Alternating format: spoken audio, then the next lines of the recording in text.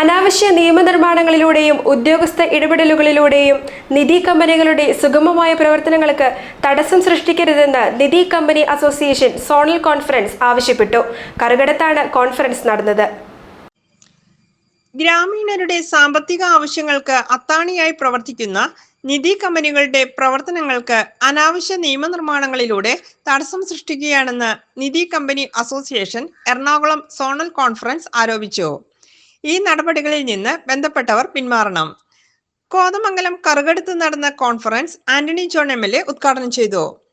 ഇതോടനുബന്ധിച്ച് നടത്തിയ അസോസിയേഷന്റെ വാർഷിക പൊതുയോഗം സംസ്ഥാന പ്രസിഡന്റ് ഡേവിസ് A. പാലത്തിങ്കൽ ഉദ്ഘാടനം ചെയ്തു.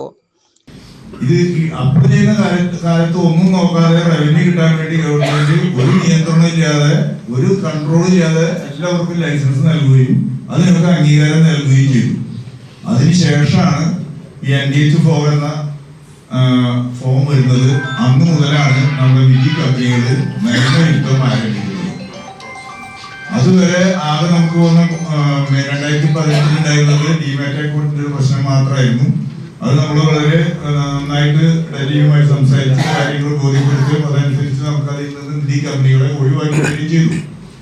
അന്നാണ് നമ്മുടെ സംഘടന ആദ്യമായി ഉണ്ടാവുന്നത്.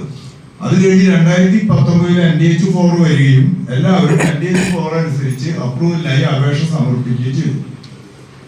20-ന് ശേഷം പല കാരണങ്ങൾ പറഞ്ഞുകൊണ്ട് മുഴുവൻ NDH4കളും ഓരോ ദിവസവും റിജക്ട് ചെയ്തുകൊണ്ട് ഉത്തരവുകൾ ഇറങ്ങി തുടങ്ങി.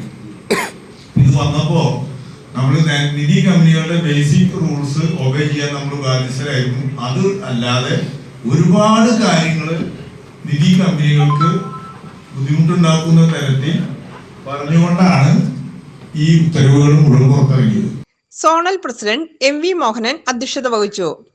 AA Saleesh, EA Joseph, KO Varghese, Joby George, VS Thankappan, MU Baby, UT Rajan, Xavier Jinson, TB Joshy, Augustus Cyril, MP Mathai, C Rajagopal, doctor K Padmanabhan, Jenny M George തുടങ്ങിയവർ പ്രസംഗിച്ചു. GTV news Kothamangalam.